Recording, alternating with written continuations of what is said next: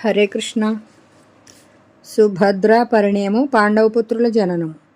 వైశంపాయనుడు చెప్తున్నాడు. రాజా, ఒకసారి వృష్ణిభోజాంధక వంశీయులైన యాదవులు రైవతక పర్వతం మీద ఒక గొప్ప ఉత్సవం తలపెట్టారు. ఆ సమయంలో బ్రాహ్మణులకు వేల కొద్దీ రత్నాలు, అపార ధనరాశులను దానం చేశారు.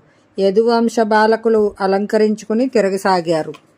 అక్రూరుడు, సారణుడు, గదుడు, బభ్రువు, విదూరథుడు, నిషఠుడు, చారుదేష్ణుడు, పృథువు, విపృథువు, సత్యకుడు, సాత్యకి, హార్దికుడు, ఉద్ధవుడు, బలరాముడు మొదలైన వారు ఇంకా ఇతర యదువంశ ప్రముఖులు తమ తమ భార్యలతో కలిసి ఉత్సవ శోభను ఇనుమడింపజేశారు. గంధర్వులు, వందిజనులు వారి వైభవాన్ని వర్ణించసాగారు. ఆటపాటలు, నృత్యాలు, వేడుకలు అన్ని వైపులా హోరెత్తిస్తున్నాయి, అలుముకున్నాయి. ఈ ఉత్సవంలో కృష్ణార్జునులు ఇద్దరూ చాలా సఖ్యంతో కలిసిమెలిసి తిరిగారు. అక్కడికే శ్రీకృష్ణుని చెల్లెలు సుభద్ర కూడా వచ్చింది. ఆమె సౌందర్యానికి మోహపరవశుడైన అర్జునుడు ఆమెను తదేకంగా చూడసాగాడు. శ్రీకృష్ణుడు అర్జునుని అభిప్రాయం గుర్తించి, క్షత్రియులకు స్వయంవరం అనే పద్ధతి ఉంది, కానీ అందరికీ వేర్వేరు రుచులు ఉంటాయి. కాబట్టి సుభద్ర నిన్ను స్వయంవరంలో వరిస్తుందో లేదో చెప్పలేము. క్షత్రియులలో బలవంతంగా ఎత్తుకుపోయి వివాహం చేసుకునే పద్ధతి కూడా ఉంది. నీకు ఈ మార్గమే ప్రశస్తమైనది అన్నాడు. శ్రీకృష్ణుడు అర్జునుడు ఇలా సంప్రదించుకొని అనుమతిని కోరుతూ అర్జునుడు యుధిష్ఠిరుని దగ్గరకు ఒక సేవకుని పంపాడు. యుధిష్ఠిరుడు సంతోషంతో ఈ విషయాన్ని అంగీకరించాడు. దూత తిరిగి వచ్చాక శ్రీకృష్ణుడు అర్జునునకు అదే సలహా ఇచ్చాడు. ఒక రోజున సుభద్ర రైవతక పర్వతం మీద దేవపూజ చేసి పర్వతానికి ప్రదక్షిణ చేసింది. బ్రాహ్మణులు ఆశీర్వదించారు. సుభద్ర రథం ద్వారకకు బయలుదేరగానే సమయం చూసుకొని అర్జునుడు ఆమెను బలవంతంగా ఎత్తుకొని తన రథం మీద కూర్చోబెట్టుకున్నాడు. ఆ బంగారు రథం హస్తినాపురం వైపు కదిలింది. సుభద్రాహరణ దృశ్యాన్ని చూచిన సైనికులు ఆక్రందిస్తూ ద్వారకలోని సుధర్మ భవనానికి వెళ్ళి అక్కడ జరిగిన వృత్తాంతాన్ని అంతా వివరించారు. సభాపాలకుడు బంగారుమయమైన యుద్ధభేరిని మ్రోగించమని ఆదేశించాడు. ఆ ధ్వని విన్న భోజాంధక వృష్ణి వంశీయులైన యాదవులు తమ అత్యవసరమైన పనులు కూడా విడిచిపెట్టి అక్కడ గుమిగూడారు. సభ నిండుగా ఉంది. సైనికుల ద్వారా సుభద్రాహరణ వృత్తాంతాన్ని విన్న యాదవుల కళ్ళు ఎరుపెక్కాయి. వారు ఈ అవమానానికి ప్రతీకారం తీర్చుకోవలసిందే అని నిశ్చయించుకున్నారు. కొందరు రథాలను సిద్ధం చేస్తున్నారు, కొందరు కవచాలను తొడుగుకుంటున్నారు, కొందరు సేవకులకు బదులుగా తామే స్వయంగా గుర్రాలను అలంకరించసాగారు. యుద్ధ సామగ్రి అంతా చేరవేయబడింది. బలరాముడు, యదువంశ శ్రేష్ఠులారా, ఈ శ్రీకృష్ణుని మాటలు వినకుండానే మీరు ఇలా తెలివి తక్కువతనంగా ప్రవర్తిస్తున్నారెందుకు? ఈ అసత్యపు ఆర్భాటాల ఉద్దేశ్యం ఏమిటి అని అదిలించి అడిగాడు. తర్వాత అతడు శ్రీకృష్ణునితో, జనార్దన, నీవు నిశ్శబ్దంగా ఎందుకు ఉన్నావు? నీ మిత్రుడనే కదా అర్జునుని ఇంతగా గౌరవించావు. అతడు తిన్న ఇంటి వాసాలు లెక్కించాడు. అతడు కులీనుడైన తెలివైన యువకుడు. అతనితో సంబంధం కలుపుకోవడానికి ఏ ఇబ్బంది లేదు. అయినా అతడింత సాహసానికి ఒడిగట్టి మనలను అవమానపరిచి తృణీకరించాడు. అతడు చేసిన ఈ పని మన ముఖం మీద తన్నినట్లుంది. నేనిది సహించలేను. ఆ సమస్త కురువంశీయులకు నేను ఒక్కడినే సరిపోతాను. నేను అర్జునుని ఈ ఔద్ధిత్యాన్ని క్షమించలేను అన్నాడు. బలరాముని ఈ వీరాలాపాలను యదువంశీయులందరూ ఆమోదించారు. అంతా అయ్యాక శ్రీకృష్ణుడు, అర్జునుడు మన వంశాన్ని అవమానపరచలేదు, గౌరవించాడు. అతడు మన వంశ గౌరవాన్ని తెలుసుకునే మన చెల్లెలిని హరించాడు. అతనికి స్వయంవరంలో ఆమె దక్కదేమోనని సందేహం. అతడు చేసిన పని క్షత్రియ ధర్మానికి అనుగుణంగానే ఉంది, మనకు తగినట్లుగానే ఉంది. సుభద్ర అర్జునుల జంట మిక్కిలి అందంగా ఉంటుంది. మహాత్ముడైన భరతునికి వంశానికి చెందిన కుంతి భోజుని దౌహిత్రునకు కన్యనిచ్చి సంబంధం కలుపుకోవడం ఎవరికి ఇష్టం కాదు? అర్జునుని జయించడం శంకర భగవానునికి తప్ప ఇతరులు ఎవరికి సాధ్యం కాదు. ఇప్పుడు చురుకైన ఆ యువ యోధుని దగ్గర నా రథం, గుర్రాలు ఉన్నాయి. ఈ సమయంలో యుద్ధ ప్రయత్నం చేయకుండా అర్జునుని దగ్గరకు వెళ్ళి మైత్రీ భావంతో కన్యను అప్పగించడమే ఉచితమని నేను అనుకుంటున్నాను. ఒకవేళ అర్జునుడు ఒక్కడే మీ అందరినీ జయించి కన్యను హస్తినాపురానికి తీసుకుపోయినట్లయితే యదువంశానికి ఎంతో పరువు తక్కువ అవుతుంది. అతనితో మైత్రి చేసుకున్నట్లయితే మన కీర్తి పెరుగుతుంది అన్నాడు. అందరూ కృష్ణుని మాటలు ఒప్పుకున్నారు. గౌరవంగా అర్జునుడిని వెనక్కు తీసుకువచ్చారు.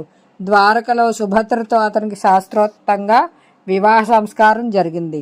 వివాహానంతరం వారు ఒక ఏడాది పాటు ద్వారకలో ఉండి మిగతా సమయం పుష్కర క్షేత్రంలో గడిపారు. 12 సంవత్సరాలు గడిచాక అతడు సుభద్రతో కలిసి ఇంద్రప్రస్థానికి వచ్చాడు. అర్జునుడు యుధిష్ఠిరునికి వినయంగా నమస్కరించి బ్రాహ్మణులను పూజించాడు.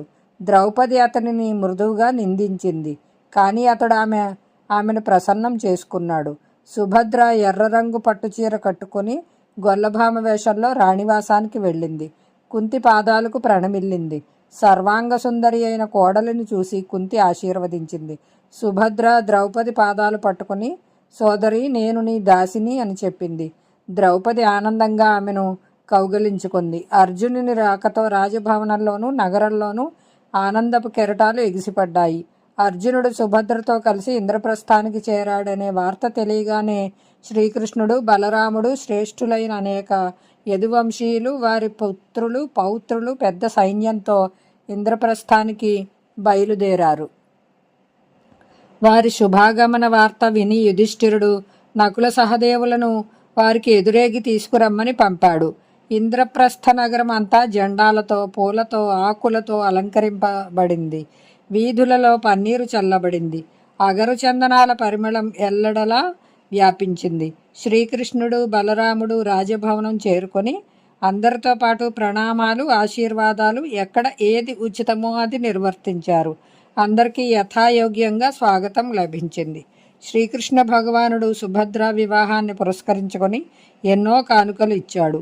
కింకిణీజాలంతో కూడి 4 గుర్రాలు పూంచిన చతురుడైన సారథి కల సువర్ణమయమైన 1000 రథాలు, మధుర దేశానికి చెందిన పవిత్రమైన 10,000 పాడి ఆవులు, సువర్ణ భూషాలంకారాలతో కూడిన తెల్లని గుర్రాలు, పైన మిక్కిలి వేగం కలిగిన 1000 కంచెరగాడిదలు, అన్ని విధాలా యోగ్యులైన 1000 మంది దాసీలు, 1,00,000 గుర్రాలు, విలువైన వస్త్రాలు, కంబళ్ళు, 10 బారువుల బంగారం, 1000 మదపుటేనుగులు ఇచ్చాడు. యుధిష్ఠిరుని సంపద పెరిగింది. అందరూ రాజభవనంలో ఆనందంగా గడపసాగారు. పాండవుల ఆనందానికి మేరలేదు. యదువంశీయులు కొన్నాళ్ల వరకు అక్కడ ఉండి ద్వారకాపురికి వెళ్ళారు. కానీ శ్రీకృష్ణుడు మాత్రం ఇంకా కొన్నాళ్ళు అర్జునుని దగ్గర ఇంద్రప్రస్థంలోనే ఉండిపోయాడు. కొంతకాలం గడిచాక సుభద్రకు పుత్రుడు కలిగాడు. అతని పేరు అభిమన్యుడు. అతడు పుట్టినప్పుడు యుధిష్ఠిరుడు 10,000 గోవులు, అంతులేని బంగారం, రత్నాలు, ధనం దానమిచ్చాడు. అభిమన్యుడు పాండవులకు, శ్రీకృష్ణునికి, నగరవాసులకు అల్లారు ముద్దుబిడ్డ అయ్యాడు. శ్రీకృష్ణుడు అతనికి అన్ని సంస్కారాలు జరిపించాడు. వేదాధ్యయనం తర్వాత అర్జునుని దగ్గరే అతడు ధనుర్వేదం అభ్యసించాడు. అభిమన్యుని అస్త్రకౌశలం చూసి అర్జునునికి చాలా సంతోషం కలిగింది. అతడు చాలా గుణాలలో శ్రీకృష్ణునికి సాటి వచ్చేవాడు. పంచపాండవుల వలన ద్రౌపదికి కూడా ఒక్కొక్క సంవత్సరం వ్యవధానంతో 5 పుత్రులు కలిగారు. బ్రాహ్మణులు యుధిష్ఠిరునితో, మహారాజా, నీ పుత్రుడు శత్రుప్రహారాలను భరించడంలో వింధ్యాచల సమానుడు కనుక అతని పేరు ప్రతివింధ్యుడు అన్నారు. భీమసేనుడు 1000 సోమయాగాలు చేసి పుత్రుని కన్నాడు కాబట్టి అతని కొడుకు పేరు సుతసోముడు. అర్జునుడు అనేక ప్రసిద్ధ కర్మలు చేసి తిరిగి వచ్చాక పుత్రుడు కలిగాడు కనుక అతని కొడుకు పేరు శృతకర్మ. కురువంశంలో పూర్వం శతానీకుడనే గొప్ప పరాక్రమశాలి అయిన రాజు ఉండేవాడు. నకులుడు అతని కొడుకుకి అతని పేరు పెట్టుకున్నాడు. సహదేవుని కొడుకు అగ్నిదేవతగా కల కృత్తికా నక్షత్రంలో పుట్టాడు కనుక అతని పేరు శృతసేనుడు. అగ్నికి శృతసేనుడు అనే పేరుంది. ధౌమ్యుడు ఆ బాలకులందరికీ విధిపూర్వకంగా సంస్కారాలు నిర్వర్తించాడు. వారంతా వేదాధ్యయనం పూర్తి చేసి అర్జునుని వద్ద దివ్యమైన, మానుషమైన యుద్ధాలకు సంబంధించిన అస్త్ర విద్యను నేర్చుకున్నారు. ఈ జరిగిన అన్ని విషయాలతో పాండవులు మహదానందాన్ని పొందారు. ఖాండవ దహనము. వైశంపాయనుడు చెప్తున్నాడు. జనమేజయ జీవుడు పవిత్ర కర్మలతో శుభ లక్షణాలతో కూడిన మానవ శరీరాన్ని పొంది సుఖంగా జీవిస్తూ ఎలా ఉన్నతిని పొందుతాడో అలాగే ధర్మరాజు అయిన యుధిష్ఠిరుని రాజుగా పొంది ప్రజలు సుఖశాంతులతో ఉన్నత స్థితిని పొందసాగారు. అతని పాలనా కాలంలో సామంతరాజుల రాజ్యలక్ష్మి స్థిరంగా ఉంది. ప్రజల బుద్ధి అంతర్ముఖమై ధర్మం విస్తరించింది. పున్నమి నాటి నిండు జాబిలిని చూసి లోకులు కన్నులు మనస్సులు చల్లనైనట్లుగా ప్రజలందరూ రాజైన యుధిష్ఠిరుని దర్శిస్తూ ఆనందిస్తున్నారు. ప్రజలు యుధిష్ఠిరుని కేవలం రాజుగా తలచి సంతోషించడమే కాదు, అతడు కూడా ప్రజలకు అభీష్టమైన పనులు చేస్తున్నాడు. ధర్మరాజు ఎప్పుడూ అనుచితంగా కానీ అసత్యంగా కానీ అప్రియంగా కానీ మాట్లాడలేదు.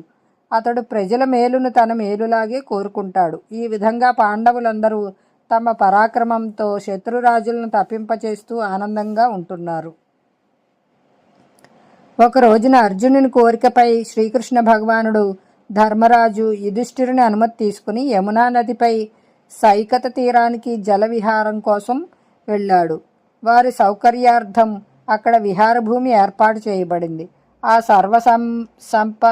సంపత్ సమృద్ధమైన వన్య ప్రదేశంలో వారి విశ్రాంతి భవనంలో వేణు మృదంగ వాద్యాల సుమధుర ధ్వనులు హాయి గొలుపుతున్నాయి. కృష్ణార్జునులు ఇద్దరూ ఎంతో ఆనందంగా అక్కడ ఉత్సవం జరుపుకున్నారు. ఇద్దరూ దగ్గరగా ఒకే ఆసనం మీద కూర్చున్నారు. ఆ సమయానికే అక్కడికి ఒక పొడవైన బక్క పలుచని బ్రాహ్మణుడు వచ్చాడు. అతని శరీరం పుటం పెట్టబడిన బంగారంలా మెరిసిపోతోంది. తల మీద ఎర్రని జటలు ఉన్నాయి. గడ్డాలు మీసాలు కూడా ఎర్రగా ఉన్నాయి. నారబట్ట కట్టుకొని ఉన్నాడు. ఆ తేజస్సుతో వెలుగొందే బ్రాహ్మణుని చూచి కృష్ణార్జునులిద్దరూ లేచి నిలబడ్డారు. బ్రాహ్మణుడు వారితో, మీరిద్దరూ లోకల్లోనే అతి శ్రేష్ఠులైన వీరపురుషులు. నేను అతి భోజుడనైన బ్రాహ్మణుడను. ఇప్పుడు నేను ఖాండవ వనానికి దగ్గరలో ఉన్న ఇద్దరి ఎదుటకు భోజనార్థినై వచ్చాను అని చెప్పాడు. కృష్ణార్జునులు, మీకు ఎటువంటి భోజనంతో తృప్తి కలుగుతుందో చెప్పండి, మేము దానికోసం ప్రయత్నిస్తాం అని చెప్పారు. దానికి బ్రాహ్మణుడు, నేను అగ్నిని, నాకు సాధారణమైన భోజనం అవసరం లేదు. నాకు తగినది నాకు ఇప్పించండి. నేను ఖాండవ వనాన్ని దహించాలనుకుంటున్నాను. కానీ ఈ వనంలో తక్షకుడు అనే నాగుడు తన కుటుంబంతో మిత్రులతో కలిసి నివసిస్తున్నాడు. అతని కోసం ఇంద్రుడు సర్వదా ఈ వనాన్ని రక్షిస్తూ ఉన్నాడు. నేను ఖాండవ వనాన్ని దహించాలని ప్రయత్నించినప్పుడల్లా ఇంద్రుడు నా మీద నీటిధారలు కుమ్మరిస్తున్నాడు. నా కోరిక నెరవేరడం లేదు. మీరిద్దరూ అస్త్ర విద్యా పారంగతులు కాబట్టి మీ సహాయంతో నేను దానిని భస్మం చేయగలను. నాకు మీరు ఈ భోజనమే పెట్టించాలి అని యథార్థం చెప్పాడు.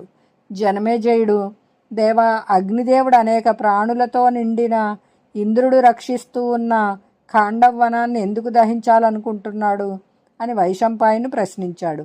దానికి వైశంపాయనుడు ఇలా చెప్పాడు. జనమేజయ, పూర్వకాలంలో అతి శక్తిమంతుడైన పరాక్రమవంతుడైన శ్వేతకి అనే పేరుగల రాజు ఉండేవాడు. అతని వంటి యజ్ఞప్రేమికుడు, దాత, బుద్ధిమంతుడు అయిన రాజు ఆ రోజుల్లో లేడు. అతడు చాలా పెద్ద పెద్ద యజ్ఞాలు చేశాడు. అతని చేత యజ్ఞాలు చేయించి ఋత్విజులు అలసిపోయారు, విసిగిపోయారు. అప్పుడప్పుడు అంగీకరించక వెళ్ళిపోయేవారు. అయినా రాజుగారి యజ్ఞం సాగుతూనే ఉండేది. ఎలాగంటే అతడు అనునయ వాక్యాలతో వారిని ప్రార్థించి అధికమైన దాన దక్షిణలు ఇచ్చి బ్రాహ్మణులను ప్రసన్నం చేసుకునేవాడు. చివరకు బ్రాహ్మణులందరూ యజ్ఞాలు చేయించి అలసిపోయాక రాజు తపస్సు చేసి శంకర భగవాన్ని ప్రత్యక్షం చేసుకుని అతని ఆజ్ఞతో దుర్వాస మహాముని ద్వారా గొప్ప యజ్ఞం చేయించాడు. మొదట 12 ఏళ్ళు, తర్వాత 100 ఏళ్ళు మహాయజ్ఞంలో దక్షిణలు ఇచ్చి రాజు బ్రాహ్మణులకు ఆశ్చర్యం కలిగించాడు. దుర్వాసుడు ఆనందించాడు. రాజు తన సదస్యులతో ఋత్విజులతో స్వర్గాన్ని అలంకరించాడు. ఆ యజ్ఞంలో 12 ఏళ్ల పాటు అగ్నిదేవుడు అఖండమైన నేతిధారలు తాగాడు. దానితో అతని జీర్ణశక్తి తగ్గిపోయింది. రంగు తగ్గి నల్లబడ్డాడు. ప్రకాశం మందగించింది. అజీర్ణం కారణంగా అతని అవయవాలన్నీ క్షీణించిపోయాయి. అప్పుడు అతడు బ్రహ్మ దగ్గరకు వెళ్ళి తాను మునుపటిలా చురుకుగా ఆరోగ్యంగా ఉండే ఉపాయం చెప్పమని అడిగాడు. బ్రహ్మ, నీవు ఖాండవ వనాన్ని దహిస్తే నీ అరుచి అజీర్ణం తగ్గడమే కాదు, నీ అలసట కూడా తగ్గుతుంది అని చెప్పాడు. అక్కడి నుండి వచ్చాక అగ్నిదేవుడు 7 పర్యాయాలు ఖాండవనాన్ని దహించడానికి ప్రయత్నం చేశాడు. కానీ ఇంద్రుడు దానిని సంరక్షిస్తూ ఉండడంతో అతని ప్రయత్నం కొనసాగలేదు. అగ్నిదేవుడు నిరాశ చెంది మరలా బ్రహ్మ దగ్గరకు వెళ్ళి చెప్పగా అతడు కృష్ణార్జునుల సహాయంతో ఖాండవనాన్ని దహించమని ఉపాయం చెప్పాడు. అప్పుడు అగ్నిదేవుడు యమునా తీరానికి వచ్చి కృష్ణార్జునులకు పై విధంగా చెప్పాడు. బ్రాహ్మణ వేషధారి అయిన అగ్నిదేవుని ప్రార్థనను విని అర్జునుడు, అగ్నిదేవా, నా దగ్గర దివ్యాస్త్రాలకు కొదవలేదు. వానితో నేను ఇంద్రుని కూడా ఎదిరించగలను. కానీ నా బాహుబలానికి దీటు కాగలిగిన ధనస్సు నా దగ్గర లేదు. పైగా ఆ అస్త్రాలకు ఉపయుక్తమైన చాలినన్ని బాణాలు కూడా లేవు. యథేచ్ఛగా బాణాల బరువును మోయగలిగే రథం కూడా లేదు. శ్రీకృష్ణుని వద్ద కూడా ఇప్పుడు యుద్ధంలో నాగులను, పిశాచాలను చంపగలిగే శస్త్రాలు లేవు. ఖాండవనాన్ని మీరు దహించే సమయంలో ఇంద్రుని అడ్డుకోవడానికి యుద్ధ సామగ్రి అవసరం. బలము, నైపుణ్యము మా దగ్గర ఉన్నాయి. తగిన సామగ్రిని మీరు ఇవ్వండి అన్నాడు. అర్జునుడు పలికిన సమయోచితమైన మాటలను విని అగ్నిదేవుడు జలాధిపతి లోకపాలుడు వరుణుని స్మరించాడు. వెంటనే వరుణదేవుడు ప్రత్యక్షమయ్యాడు. అగ్ని అతనితో, మీకు సోముడనే రాజు అక్షయ తూణీరాలు, గాంధీవమనే ధనస్సు, కపిధ్వజం కలిగిన దివ్యరథం ఇచ్చాడు కదా, వానిని నాకు వెంటనే ఇవ్వండి. చక్రం కూడా ఇవ్వండి. శ్రీకృష్ణుడు, అర్జునుడు చక్రాన్ని, గాంధీవ ధనస్సును ఉపయోగించి నా పెద్ద భారమైన పనిని పూర్తి చేస్తారు అని అడిగాడు. వరుణుడు అగ్ని ప్రార్థనను మన్నించి అర్జునునికి అక్షయ తూణీరాన్ని, గాంధీవ ధనస్సును ఇచ్చాడు. గాంధీవం అద్భుతమైన మహిమ కలది. అది ఏ ఇతర శస్త్రం చేత విరుగదు, కానీ అన్ని శస్త్రాలను ఖండించగలదు. దాని వలన యోధుని యశస్సు, కాంతి, బలము పెరుగుతాయి. అది ఒక్కటే 1,00,000 ధనస్సుల పెట్టు, విరిగిపోనిది. ముల్లోకాలలోనూ పూజింపబడుతూ ప్రశంసలు పొందుతూ ఉండేది. సమస్త యుద్ధ సామగ్రితో నిండి అందరికీ అజేయమైన సూర్య సమాన కాంతితో వెలుగొందే రత్నఖచితమైన ఒక దివ్య రథాన్ని కూడా ఇచ్చాడు. ఆ రథానికి వాయువేగ మనోవేగాలతో సమానమైన వేగం కలిగి తెల్లగా మిలమిల మెరుస్తూ హారాలతో అలంకరింపబడిన గాంధార దేశపు గుర్రాలు పోన్పబడ్డాయి. బంగారు టెక్కెం పైన భయంకరమైన వానర చిహ్నం గల ధ్వజం రథం మీద ఎగురుతోంది. ఇవన్నీ పొందిన అర్జునుని ఆనందానికి మేరలేదు. అర్జునుడు రథారూఢుడై ధనస్సును వంచి నారి బిగించి మీటగానే వెలువడిన పెద్ద ధ్వనిని విని లోకుల హృదయాలు కంపించాయి. ఇప్పుడు అగ్నికి పూర్తిగా సహాయపడగలం అని అర్జునునకు అనిపించింది. అగ్నిదేవుడు శ్రీకృష్ణ భగవానునికి దివ్య చక్రాన్ని, ఆగ్నేయాస్త్రాన్ని ఇస్తూ, మధుసూదన, ఈ చక్రంతో నీవు ఎవరిని కావాలంటే వారిని చంపగలవు. ఈ చక్ర ప్రభావం ముందు సమస్త దేవతల, దానవుల, రాక్షసుల, పిశాచుల, నాగుల, మనుష్యుల శక్తి ఎందుకు కొరగాదు. ఈ చక్రం ప్రయోగించిన ప్రతిసారి శత్రునాశనం చేసి తిరిగి నీ వద్దకు వస్తూ ఉంటుందని చెప్పాడు. వరుణుడు శ్రీకృష్ణునికి దైత్య సంహారం చేయగల వజ్రధ్వని వంటి ధ్వనితో శత్రు హృదయాలను చీల్చివేయగల కౌమోదకి అనే గదను సమర్పించుకున్నాడు. ఇక అప్పుడు శ్రీకృష్ణార్జునులు ఇద్దరూ అగ్నిదేవునికి సహాయం చేయడానికి అంగీకరించి ఖాండవ వనాన్ని దహించడానికి అగ్నికి అనుమతిచ్చారు. కృష్ణార్జునుల అనుమతిని పొందిన అగ్నిదేవుడు తేజోమయమైన దావాగ్ని రూపాన్ని ధరించి తన సప్తజిహ్వాలతో ఖాండవ వనాన్ని చుట్టుముట్టి ప్రళయాగ్నిని తలపిస్తూ దానిని భస్మం చేయసాగాడు. ఆ వనంలోని వందల వేల ప్రాణులు అరుస్తూ ఆక్రందిస్తూ అటూ ఇటూ పరుగులు తీయసాగాయి. చాలా వాటికి అవయవాలు కాలిపోయాయి. కొన్ని అగ్నికీలలలో మాడిపోయాయి. ఎన్నింటికో కన్నులు పెట్లిపోయాయి. చాలా వాటికి శరీరాలు బొబ్బలెక్కాయి. చాలామంది తమ సంబంధీకులను వదులుకోలేక స్నేహబంధంలో చిక్కుకొని పరిగెత్తలేక పరస్పరం పెనవేసుకుని భస్మమయ్యారు. ఖాండవనాన్ని ఆవరించిన అగ్ని ఆకాశాన్ని అంటుకునేలా తన జ్వాలలను ప్రసరింపజేస్తూ మండిస్తూ కాల్చివేయసాగింది. దేవతల హృదయాలు కంపించసాగాయి. అగ్ని వేడిమికి తప్పించిపోయిన దేవతలందరూ దేవరాజు ఇంద్రుని దగ్గరకు వెళ్ళి, దేవేంద్ర, ఈ అగ్ని ప్రాణులన్నిటినీ సంహరించేస్తుందా ఏమిటి? అప్పుడే ప్రళయకాలం వచ్చేసిందా అని అడుగసాగారు. దేవతల కంగారును చూసి వారి ప్రార్థనలకు చలించిపోయి అగ్ని చేసే కరాళ నృత్యాన్ని చూసి ఇంద్రుడు ఖాండవనాన్ని అగ్నిబారి నుండి రక్షించడానికి స్వయంగా ఉద్యుక్తుడయ్యాడు. అతడు ఆజ్ఞాపించగానే గుంపులు గుంపులుగా మేఘాలు ఖాండవనం మీద వ్యాపించి ఉరుముతూ లావైన జలధారలను కురిపించసాగాయి. అర్జునుడు తన అస్త్రకౌశల బలం చేత బాణాలతో నీటి ధారలను అడ్డుకొన్నాడు. ఒక్క ప్రాణి కూడా తప్పించుకుని పోవడానికి వీలు లేనట్లుగా ఆకాశమంతా బాణాలతో కప్పివేయబడింది. ఆ సమయంలో నాగరాజు తక్షకుడు ఖాండవనంలో లేడు, కురుక్షేత్రానికి వెళ్ళాడు. అతని కొడుకు అశ్వసేనుడు మాత్రం అక్కడే ఉన్నాడు. తప్పించుకోవడానికి ఎంతో ప్రయత్నం చేశాడు, కానీ అర్జునుని బాణాలు కప్పివేయడంతో బయటికి రాలేకపోయాడు. అశ్వసేనుని తల్లి అతనిని నోట కరుచుకొని రక్షించడానికి ప్రయత్నించింది. అది కొడుకును ముఖం మొదలుకొని తోక వరకు నోటితో పట్టుకుంది. అగ్నిజ్వాలల నుండి బయటపడడానికి ఆకాశంలోకి ఎగిరింది. కానీ అర్జునుడి గురి చూసి ఛేదించడంతో దాని పడగలు చితికిపోయాయి. ఇంద్రుడు అర్జునుడు చేసిన పనిని చూశాడు. అతడు అశ్వసేనుని రక్షించడానికి వడగళ్లవాన కురిపించాడు. అర్జునుడు క్షణకాలం మూర్ఛపోయేలా తుపాను కల్పించాడు. అశ్వసేనుడు అక్కడి నుండి పారిపోయాడు. ఇంద్రుడు చేసిన ఈ మోసాన్ని గమనించిన అర్జునుడు క్రోధంతో మండిపడ్డాడు. తీక్షమైన పదునైన బాణాలతో ఆకాశాన్ని కప్పివేసి ఇంద్రునితో తలపడ్డాడు. ఇంద్రుడు కూడా తన తీక్షమైన అస్త్రవర్షంతో అర్జునునికి బదులిచ్చాడు. ప్రచండమైన వాయువు భయంకర ఘోషతో సముద్రాన్ని క్షోభపెట్టసాగింది. ఆకాశం నీటిని వర్షించే మేఘాలతో నిండిపోయింది. మెరుపులు మెరుస్తున్నాయి. కఠోరమైన పిడుగులు పడడంతో లోకుల హృదయాలు తల్లడిల్లిపోయాయి. అర్జునుడు వాయవ్యాస్త్రం ప్రయోగించాడు. ఇంద్రుని వజ్రాయుధం బలహీనపడింది. మేఘాలు చెల్లాచెదురయ్యాయి. జలధారలు ఎండిపోయాయి. మెరుపుల కాంతులు మాడిపోయాయి. చీకటి తొలగిపోయింది. అర్జునుని అస్త్రకౌశలాన్ని చూసిన దేవతలు, దేవదానవులు, గంధర్వులు, యక్షరాక్షసులు, సర్పాలు కలకలం రేపుతూ ఎదుటకు వచ్చాయి. వారు రకరకాల అస్త్రశస్త్రాలతో కృష్ణార్జునుల మీద దాడి చేశారు. కృష్ణార్జునులిద్దరూ కలిసికట్టుగా చక్రాన్ని, తీక్షణ బాణాలను ప్రయోగించి సైన్యాన్ని అంతటినీ నుగ్గునుగ్గు చేశారు.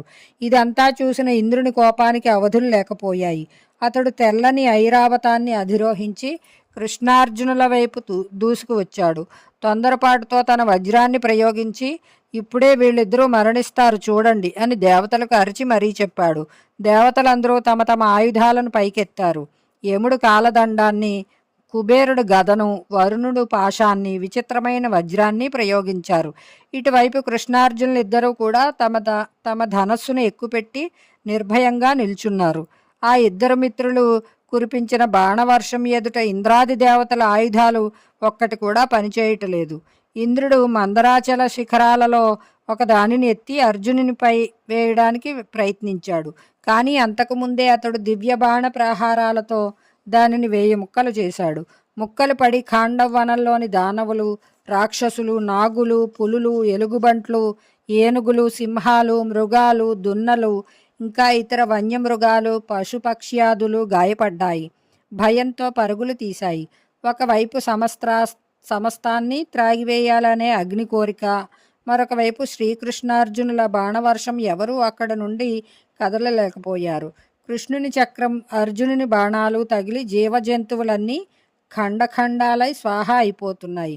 సమస్త ప్రాణులకు అప్పుడు శ్రీకృష్ణుడు తన కాలరూపాన్ని ప్రకటించాడు. దేవతలు, దానవులు అందరూ వారి పౌరుషాన్ని చూచి ఆశ్చర్యచకితులయ్యారు. ఆ సమయంలో ఇంద్రుని ఉద్దేశించి వజ్రకఠినమైన ధ్వనితో ఆకాశవాణి, ఇంద్రా, నీ మిత్రుడు తక్షకుడు కురుక్షేత్రం వెళ్ళిన కారణంగా ఈ భయంకరమైన అగ్నికొండంలో మండిపోలేదు, బ్రతికి బయటపడ్డాడు. నీవు అర్జునుని, శ్రీకృష్ణుని ఏ విధంగానూ ఎప్పుడూ జయించలేవు. నీకు చిరపరిచితులైన నరనారాయణులే వీరని నీకు ఈ పాటికి తెలిసే ఉండాలి. వీరి శక్తి పరాక్రమాలు అవధులు లేనివి. వీరు ఎల్లరకు అజేయులు. దేవతలు, అసురులు, యక్షరాజులు, గంధర్వులు, కిన్నరులు, మనుష్యులు, సర్పాలు మొదలైన వారందరికీ పూజనీయులు. నీవు దేవతలను తీసుకుని ఇక్కడి నుండి వెళ్ళు. అదే నీకు శోభాకరం. ఇప్పుడు ఖాండవ వనదాహం దైవమే నిర్ణయించింది అని పలికింది. ఆకాశవాణి పలుకులు విన్న ఇంద్రుడు క్రోధాసూయలు విడిచిపెట్టి స్వర్గానికి తిరిగి వెళ్ళాడు. దేవతలు కూడా తమ సైన్యంతో పాటు అతనిని అనుసరించారు. దేవతలు యుద్ధభూమి నుండి వెనుతిరగడంతో కృష్ణార్జునులు హర్షధ్వానాలు చేశారు. ఖాండవ్వనం అనాథ గృహంలా చిటచిటలాడుతూ మండుతూనే ఉంది. మయదానవుడు ఒక్క ఉదుటన తక్షకుని నివాసం నుండి బయటపడి పరిగెత్తడం, అగ్నిసాకారుడై అతనిని దహించడానికి వెన్నంటడం శ్రీకృష్ణుడు చూశాడు. అతడు మయుని సంహరించడానికి చక్రం పైకెత్తాడు. ముందు చక్రం, వెనుక నాలుకలు చాస్తున్న అగ్నిని చూచి మయుడు కొద్దిసేపు కింకర్తవ్యతామూఢుడై పోయాడు. తేరుకుని కొద్దిగా ఆలోచించి, వీరుడా అర్జునుడా, నేను నిన్ను శరణు కోరుతున్నాను, నీవే నన్ను రక్షించగలవు అని ఎలుగెత్తి పిలిచాడు. అర్జునుడు భయపడవద్దన్నాడు. అర్జునుడు అభయం ఇవ్వడం చూసి శ్రీకృష్ణుడు చక్రాన్ని నిలుపు చేశాడు. అగ్ని కూడా అతనిని దహించలేదు. మయుడు అనే ఆ రాక్షసుడు బ్రతికిపోయాడు. ఆ అడవి 15 రోజుల వరకు మండుతూనే ఉంది. ఈ అగ్నిజ్వాలల నుండి అశ్వసేనుడు అనే సర్పం, మయదానవుడు, 4 శార్ంగ పక్షులు, మొత్తం 6 మాత్రమే బయటపడ్డాయి. శార్ంగ పక్షుల తండ్రి మందపాలుడు. ఆ పక్షులలో అందరికంటే పెద్దవాడైన జరితారి అగ్నిదేవుని స్తుతించి తమను రక్షించాలని అతని వద్ద మాట తీసుకున్నారు. ఈ రీతిగా అగ్నిదేవుడు కృష్ణార్జునుల సహాయంతో విజృంభించి ఖాండవ్వనాన్ని దహించాడు. అనంతరం బ్రాహ్మణ వేషధారి అయి వారి ముందు ప్రత్యక్షమయ్యాడు. అదే సమయంలో దేవరాజు ఇంద్రుడు కూడా దేవతలందరితో కలిసి అంతరిక్షం నుండి దిగి వచ్చాడు. అతడు కృష్ణార్జునులతో, మీరు దేవతలకు కూడా అసాధ్యమైన దుష్కర కార్యం చేశారు. మీ పట్ల నేను ప్రసన్నుడిని అయ్యాను. కాబట్టి మీరు మనుషులకు అత్యంత దుర్లభమైన వస్తువును కూడా నా నుండి కోరుకోవచ్చును అన్నాడు. అర్జునుడు తనకు అన్ని రకాల అస్త్రాలను ప్రసాదించమని అడిగాడు. దానికి ఇంద్రుడు, అర్జున, దేవాదిదేవుడైన మహాదేవుడు నీపై కృప చూపినప్పుడు నీ తపఃప్రభావం చేత నీకు నేను నా అస్త్రాలను అన్నిటినీ ఇస్తాను. ఆ సమయం ఎప్పుడు వస్తుందో నాకు తెలుసు అన్నాడు. శ్రీకృష్ణుడు తనకు అర్జునికి మధ్య గల మైత్రి క్షణక్షణము వృద్ధి పొందాలని, ఎప్పుడూ దానికి విఘాతం కలగకూడదని కోరుకున్నాడు. ఇంద్రుడు ప్రసన్నుడై అలాగే జరుగుతుందని అన్నాడు. దేవతలందరూ వెళ్ళిపోయాక అగ్నిదేవుడు కృష్ణార్జునులను అభినందించి వెళ్ళాడు. శ్రీకృష్ణ భగవానుడు, అర్జునుడు, మయదానవుడు ముగ్గురు యమునా నది యొక్క పవిత్రమైన సైకత స్థలికి వచ్చి కూర్చున్నారు. ఇది ఆది పర్వము సమాప్తము. ఇక్కడితో ఆది పర్వం సమాప్తమైందండి ఈ రోజుతోటి. తర్వాత ప్రారంభించేది సభాపర్వము. కనుక ఈ ఆది పర్వంలో మీకు నేను చదివిన తీరు అది కూడా ఏమైనా అర్థమైందని అనుకుంటున్నాను. ఇంకా ఏదైనా కరెక్షన్స్ లేకపోతే ఏదైనా మైనస్లు అవి ఉంటే మీరు కామెంట్ రూపంలో తెలియజేయగలరు. హరే కృష్ణ అండి. అందరికీ కూడా జై శ్రీరామ్, జై శ్రీరామ్, జై శ్రీరామ్.